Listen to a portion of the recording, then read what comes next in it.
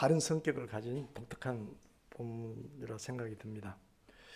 우선 사도행전이 어떻게 구성되어 있는지를 우리 한번 돌아보도록 하십시다.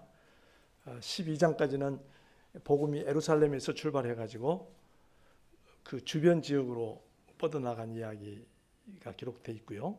13장부터 20장까지는 바울이 안디옥에서 출발하여서 유럽에까지 복음을 전한 이야기가 실려 있고요. 21장부터 마지막 28장까지는 바울이 재판을 받고 제국의 중심으로 복음을 들고 가는 이야기가 기록되어 있습니다. 오늘 우리가 다룰 부분은 두 번째 부분 13장부터 20장에 속하겠는데, 이 13장부터 20장 이 부분은 바울 선교단의 세 차례 전도 여행이 기록되어 있습니다. 먼저 아시아로, 그 다음에 유럽의 여러 도시들로 다니면서 복음을 전한 이야기인데, 여행의 차서를 보면 1, 2, 3차 세 차례의 전도 여행으로 구분할 수가 있겠습니다. 1차는 아시아에서 선교고요. 2차와 3차는 유럽 지역이 대상이었습니다. 이제 3차 여행 부분, 3차 여행에 이르러서 우리가 이 사건을 보게 되는데, 그 여행의 핵심은 에베소 사역이었습니다. 바울이 처음 에베소에 갔을 때 이미 제자들이 있었습니다. 다른 경로로 그들은 복음을 받았습니다. 어쩌면 오순절에 예루살렘에 왔다가 성령 강림 사건을 겪은 성도들로부터 복음을 들은 사람들이 교회를 형성했는지도 모릅니다. 그들은 요한의 세례까지만 알고 있었습니다. 요한이 그리스도를 소개하고 그를 안내했다는 이야기까지만 알고 있었습니다. 바울이 예수의 복음을 전하자 그 중에서 12쯤 되는 사람들이 믿고 세례를 받았습니다. 지금 이런 이야기들은 19장 앞부분에 기록된 이야기들입니다. 바울은 회당과, 처음에는 회당, 그 다음에는 드란노라는 서원에서 각각 석 달 그리고 2년 동안 말씀을 가르쳤습니다. 우리가 알기에 바울이 어느 한 지역에서 가장 오래 사역한 내용입니다. 많은 사람이 복음을 들었습니다. 19장 10절에서는 그 상황을 이렇게 묘사를 했습니다. 2회 동안 이같이 하니, 이것은 이제 두란노 서원으로 옮긴 후에 사역을 일컫는 건데, 아시아에 사는 자는 유대인이나 헬라인이나 다 주의 말씀을 듣더라. 짧은 묘사 속에 그 사역이 얼마나 광범위하게 펼쳐졌는가를 보여주고 있습니다. 여기서 아시아에 사는 자는 지금 우리가 말하는 대륙 아시아를 말하는 게 아니고, 지금 터키라는 나라의 서남부 지역, 그 당시에는 하나의 도를 형성하고 있었던 그 아시아 도를 말합니다. 굉장히 인구가 밀집되어 있고 동서간의 그 교육 노예에 있어서 문화가 발달해 있는 그런 곳입니다. 거기에 사는 유대인이나 헬라인이나 다 주의 말씀을 듣더라. 그런 가운데 바울을 통해 주의 권능이 나타났고 많은 사람이 주님께로 돌아왔습니다. 복음은 그 사회에 큰 영향을 미쳤습니다. 누가는 에베소에서의 사역 이야기를 이렇게 마무리합니다. 19장 20절을 보면 이와 같이 주의 말씀이 힘이 있어 흥왕하여 세력을 얻으니라. 이와 같이 주의 말씀이 힘이 있어 흥왕하여 세력을 얻으니라. 굉장히 손에 잡힐 듯 눈에 보이는 듯한 단어들을 사용을 했죠. 힘이 있고 흥왕하여 세력을 얻었다. 오늘은 그 다음에 이어지는 말씀이 되겠습니다. 그 부분을 생각해 보려고 합니다. 즉, 그 에베소에서 바로 그 에베소에서 군중의 소동이 일어났던 이야기입니다. 흥왕하는 복음에 대한 반동이 일어난 것입니다.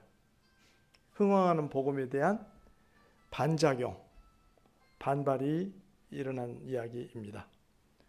몇 개 문단으로 나누어서 생각을 해가도록 하십시다. 먼저 23절부터 27절을 다시 좀 더 들여다보도록 하겠습니다.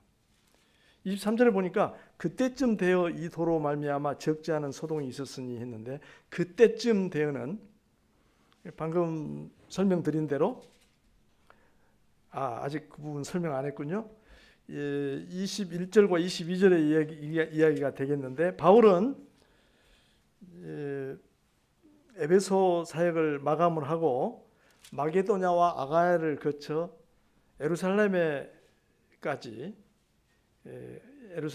가서 거기로부터 로마까지 진출할 뜻을 품고 자기를 돕는 사람 중에서 디모데와 에라스도 두 사람을 먼저 자기가 가려는 마게도냐 지방으로 보냈습니다. 그리고 떠날 채비를 하고 있었습니다. 그때를 말합니다. 그런데 이 도로 말미암아 적지 않은 소동이 있었다. 이 도는 길도자죠. 바로 그리스도를 따르는 새로운 신앙운동, 기독교를 얘기합니다. 도로 말미암아 적지 않은 소동이 있었으니, 상당한 큰 소동이 있었습니다. 24절에 보니까 데메드리오라 하는 어떤 은장색이, 은장색은 은세공인이죠. 은세공업자. 그 사람이 은으로 아데미의 신상 모형을 만들어, 여기서 아데미라는 여신 이름이 나옵니다. 그 신상 모형을 은세공에서 정교하게 만들어서 그것으로 직공들에게 적지 않은 벌이를 하게 하니, 큰 사업을 운영하고 있었던 것 같습니다. 많은 직공들을 데리고 신상 모형을 만들어 팔아가지고 그들 벌이가 넉넉한 그런 사업을 하고 있었던 것 같습니다. 아데미는 여러 가지 얘기가 있습니다만 보통 풍요의 여신으로 알려져 있습니다. 그 아데미 여신의 신전은, 에베소에 있던 신전은 지금은 다 허물어지고 유적만 남아있을 뿐인데, 고대 세계에서 불가사의 중에 하나로 꼽혔습니다.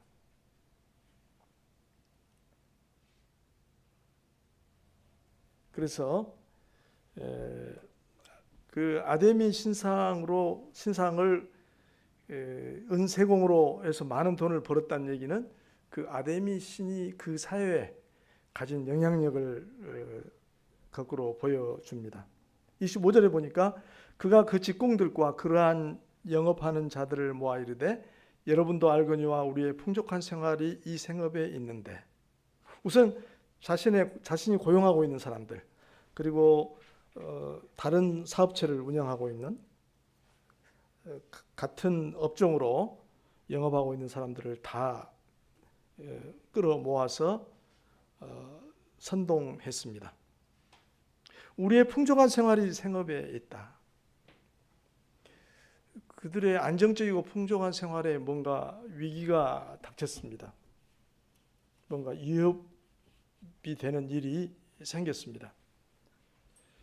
그래서 이 바울이 에베소뿐 아니라 거의 전 아시아를 통하여 수많은 사람을 권유하여 말하되, 이 데메드리오의 발언을 통해서 우리는 바울의 사역이 얼마나 광범위하게 활발하게 이루어졌던가 하는 것을 역으로 미루어 짐작할 수 있습니다. 아시아를 통하여 수많은 사람을 권유하여 말하되, 사람의 손으로 만든 것들은 신이 아니라 하니 이는 그대들도 보고 들은 것이라.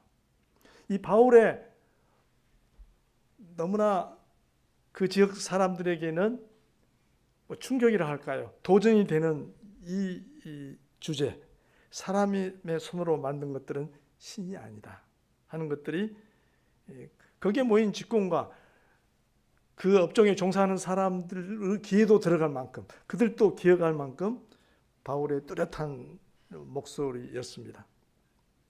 특별히 아데미라는 신을 그렇게 열렬히 숭배하는 그 고장에서, 그 도시에서 그에 대해서 정면으로 도전하는 메시지가 바울의 입을 통해서 전파됐습니다. 그러면서 그는 몇 가지 요점으로 군중들의 마음을 움직이려고 시도했습니다. 27절에 보니까 이런 요점들이 나오죠. 한 세 가지로 정리할 수 있을 것 같습니다. 첫째, 우리의 이 영업이 천하해질 위험이 있을 뿐 아니라 신도 아닌 것을 팔고 다니니 천하해지겠죠. 두 번째, 큰 여신 아데미의 신전도 무시당하게 되고, 그 아데미를 모신 신전도 당연히 그 위상이 떨어지게 되겠죠. 또 천하가 유하는 그 위엄도 떨어질까 하노라. 같은 이야기가 되겠죠. 이렇게 선동을 했습니다. 이렇게 우리가 살펴본 23절부터 27절까지 해서 바울이 다음 여행을 떠나려고 채비하고 있는 중인데 에베소에 큰 소동이 일어났습니다. 데메트리오라는 은세공업자가 자기 직원들과 또 동정업자들을 모아놓고 바울이 하는 일 때문에 자기들의 영업이 이태로워지고 아데미 신전도 타격을 입게 되었다고, 아데미 신과 그 신전도 위상이 떨어지게 되었다고 선동을 했습니다. 우리가 이 꼭지에서 볼 수 있는 것은 복음이 에베소 사회에 큰 파장을 일으켰다는 것입니다. 바울 사도가 2년 반 정도 사역하는 기간 동안 일어난 일이었습니다. 데메트리오의 발언에서 우리가 살필 수 있듯이 그 도시는 물질주의와 우상 숭배에 갇혀 있었습니다. 그리고 그 사람들은 사도의 선포에, 교회의 선포에 큰 위기를 느꼈습니다. 그것이 복음의 능력이고 교회의 영향력입니다. 오늘날 우리 사회 역시 물질주의와 우상 숭배로 대표되는 그런 세속주의가 더 팽창하고 있습니다. 그런 사회에 살면서 우리 각자와 우리 교회를 그렇게 사용해 주시도록, 바울을 사용하셨듯이, 에베소 교회를 사용하셨듯이 사용해 주시도록 우리가 하나님께 간절히 구해야겠습니다. 그 다음 28절부터 34절까지 살펴보도록 하겠습니다.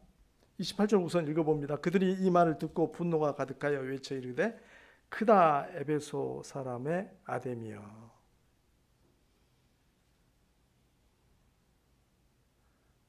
그들이 큰 분노를 일으켰습니다. 그래서 그 분노가 엄청난 함성으로 분출됐습니다. 온 시내가 요란하여 바울과 같이 다니는 마게도냐 사람 가이오와 아리스타고를 붙들어 일제히 연극장으로 들어간지라. 온 시내가 요란했던 것 보니까 처음에는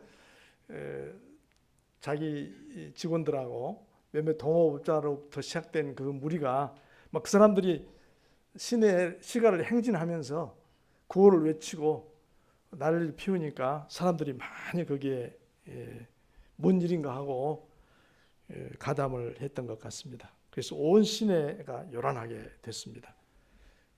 그래서 그들의 그 분노를 뭔가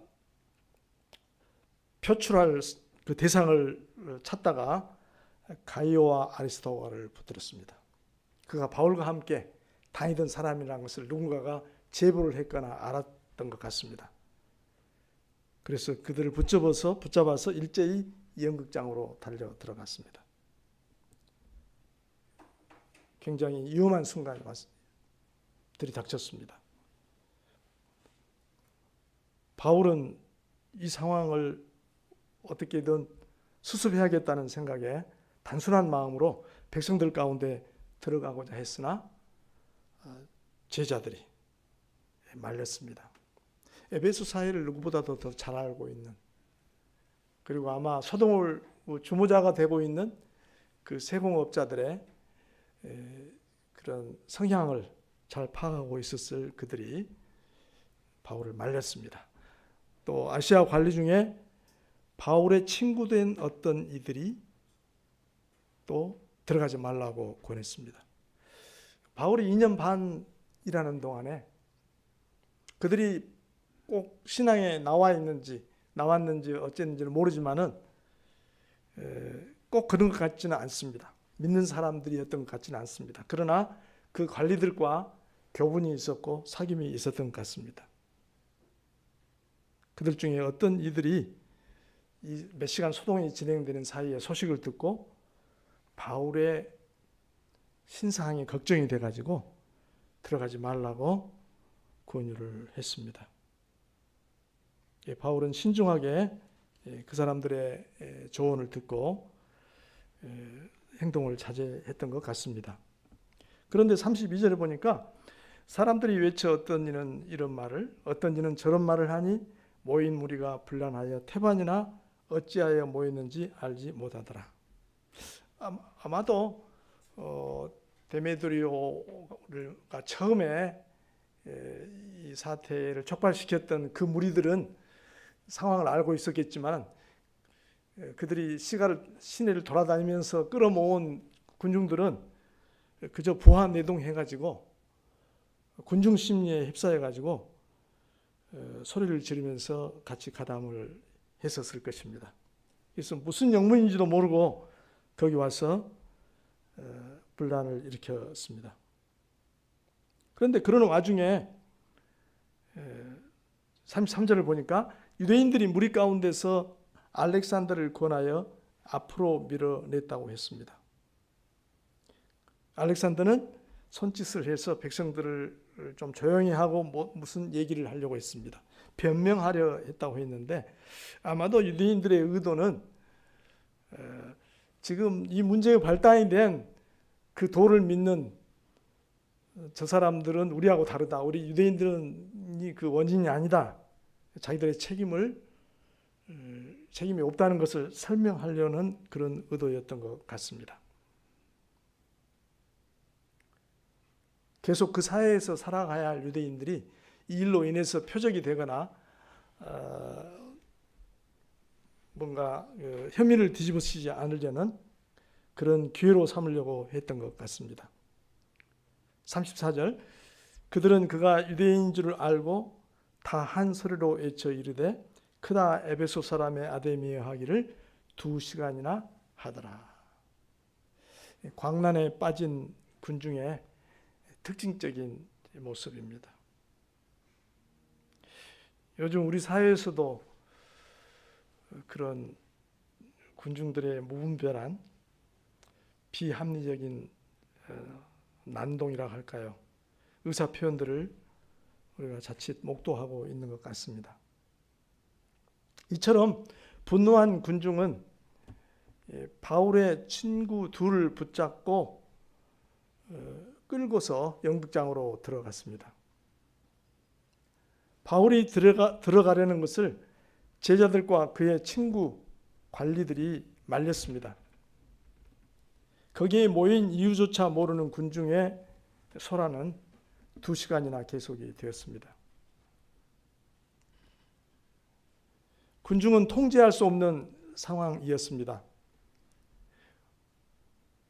만일 바울이 그곳에 들어갔다면 어떤 큰일을 당할지 알 수 없었습니다.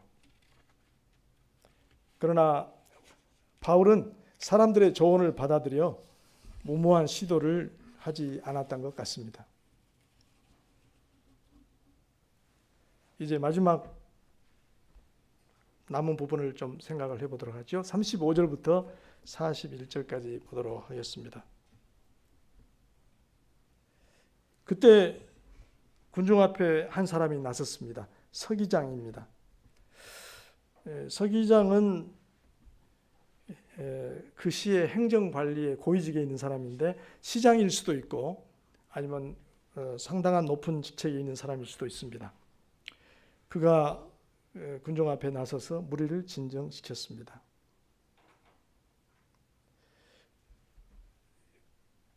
서기장이 나설 만큼 지금 사태가 중대한 국면에 접어들었습니다.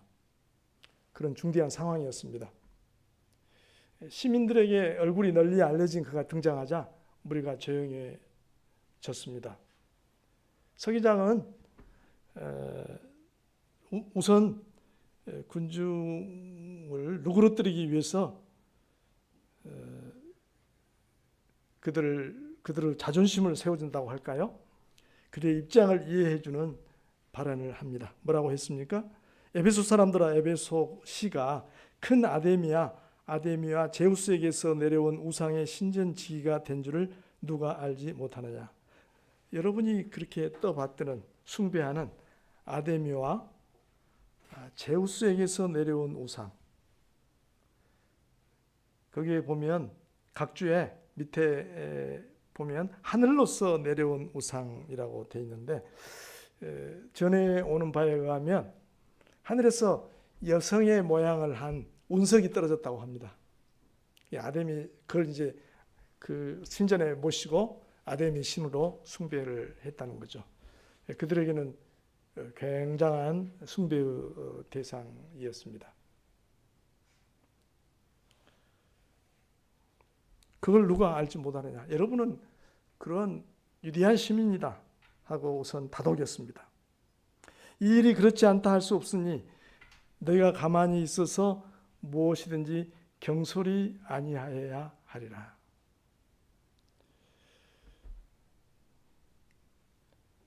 문제가 될 수 있으므로 행동을 자제하라고 조심스럽게 권유합니다. 37절부터 47절까지 해서 그는 한 4가지 요점을 제시하면서 그들이 좀 자제하도록 신중히 생각하도록 설득하고 있습니다. 37절에 보면 여러분은 지금 무고한 사람을 붙잡아 왔다. 그들이 도둑질한 것이나 도둑질을 하거나 신성모독을 하지 않았는데 무고한 사람을 붙잡았다 하는 얘기를 했고요. 38절에 가면 여러분이 필요하면 고소할 합법적인 수단이 있다. 로마는 법이 다스리는 나라이고 여러분이 그 법에 호소할 수 있다고 얘기합니다. 39절에서는 그 이상 여러분이 해결하고자 하는 문제가 있다면 정식으로 민회에서 처리를 하기를 바란다. 시민들이 구성된 민회, 의회와 같은 국회와 같은 그런 기관이겠죠. 거기에 또 가져갈 수 있는 기회도 있습니다. 40절에 보면 아무 까닭도 없는 이 일에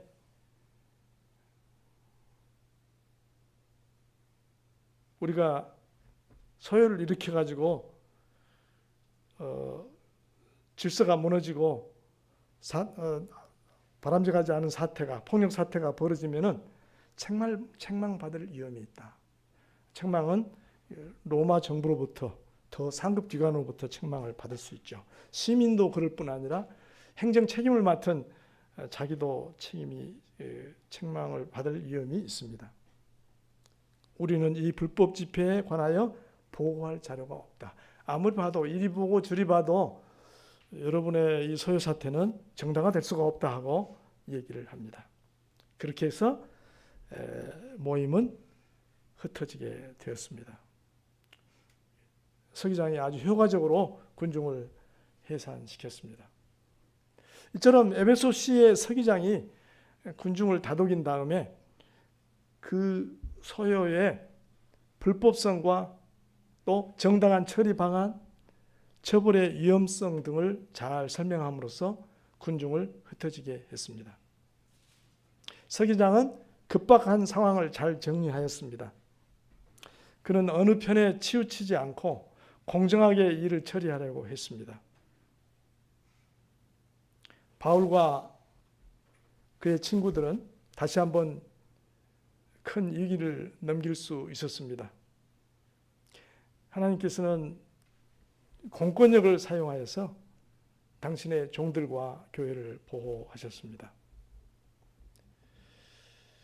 교회와 공권력의 관계에 관해 우리 종교 개혁자들은 많은 고민을 했었던 것 같습니다. 그래서 여러 신앙 고백서에 이에 대한 언급이 있는데 한 곳만 제가 여러분 잘 아시지만 소개하도록 하겠습니다. 벨기에 신앙 고백서, 네덜란드와 관련된 벨기에 신앙 고백서 제35조 위정자 편에 이런 문구가 있습니다. 우리는 우리의 은혜로우신 하나님이 인류의 타락 때문에 왕과 군주와 위정자들을 임명하셨다고 믿는다. 하나님이 그들을 임명하셨다고 믿는다. 그것은 왜요? 인류의 타락 때문에. 하나님은 방탕한 사람들이 억제되고 사람 간의 모든 일이 질서 있게 이루어지도록 세상이 법률과 정책으로 통치되기를 원하신다. 이 목적을 위해 하나님은 유정자들에게 악인들은 벌하고 선한 자들은 지켜주도록 칼을 쥐어 주셨다. 이렇게 잘 정리를 했습니다. 이 사상을 가장 잘 가르치는 본문은 로마서 13장 첫 부분에 나오고 있죠. 에베소에서의 소동 사건은 이러한 하나님의 목적이 제법 잘 작동된 그런 사례 중에 하나입니다. 그리고 가끔 우리 사회에서 벌어지고 있는 일들에도 많은 통찰을 주는 말씀이 아닌가 생각됩니다. 말씀을 정리해서 마무리해 보겠습니다. 첫 번째 생각할 점은 교회는 만문신을 섬기는 세상에 존재한다는 점을 우리가 절감해야 되겠습니다. 사람들은 하나님과 재물 둘 사이에 서 있습니다. 예수님은 두 주인을 섬기지 못한다고 경고하셨습니다.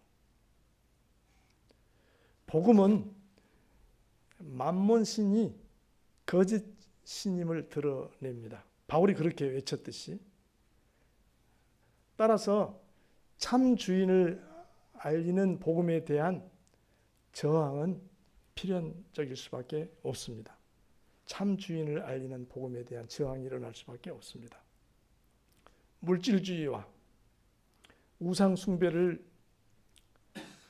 배척하는 우리의 선포는 그래서 분명해야 되고 우리의 삶도 마찬가지가 되어야 되겠습니다. 두 번째, 주님은 공권력을 사용하여 사도와 교회를 보호하셨습니다. 이 사건이 보여주듯이 교회와 일꾼들은 법을 위반하거나 불법적인 행위에 연루되지 않았고 그래서도 안 됩니다.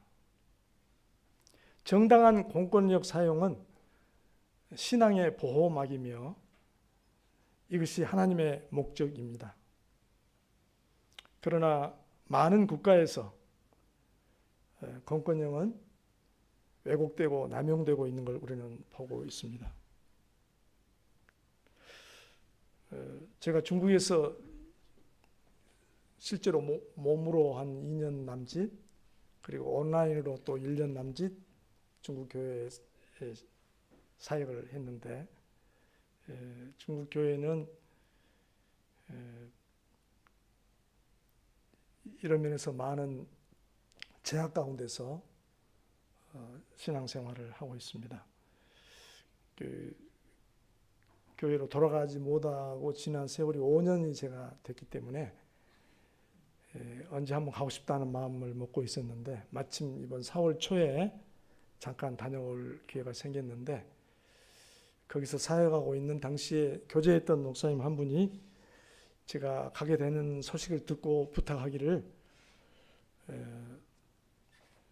교회, 물론 한인교회입니다. 한인교회인데도 새로 믿은 성도들에게 줄 성경을 소포로 도저히 주문할 수가 없어서 전부 검열해가지고 뺏어가기 때문에 인편으로는 몇 권씩 가져오는 것은 가능하다. 그래서 두 분이 오실 때 각각 가방에 2권씩만 좀 담아오라.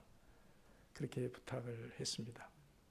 물론 중국 교회가, 중국 정부가 무슨 예수 믿는다는 것을 이유로 해서 그걸 겉으로 드러내면서 박해하려고 시도하지는 않습니다. 그런 것도 있긴 있습니다. 지방에 따라 차이가 있으니까.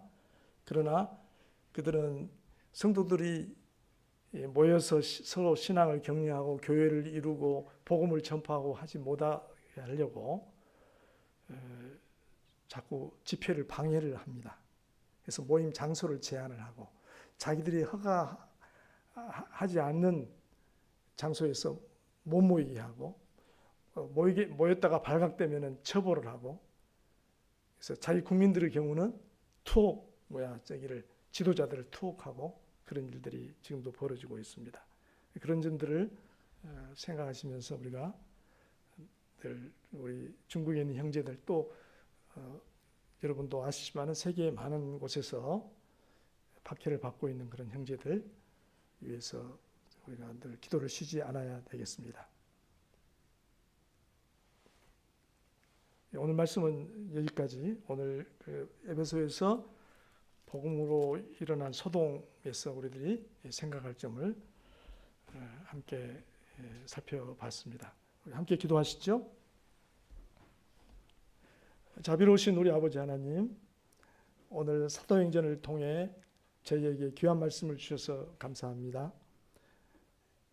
에베소에서 매우 위험한 군중의 소동이 있었지만 주님께서는 은혜롭게 주의 백성을 보호하셨습니다. 물질주의와 우상 숭배가 더욱 깊어만 가는 우리 사회에 복음의 역사가 더욱 힘있게 나타나게 하여 주십시오. 지구촌 여러 곳에서 신앙과 집회의 자유를 누리지 못하고 있는 주의 백성들이 굳건하게 믿음을 지켜 나가도록 인도하시고 지켜 주옵소서. 예수님 이름으로 기도합니다.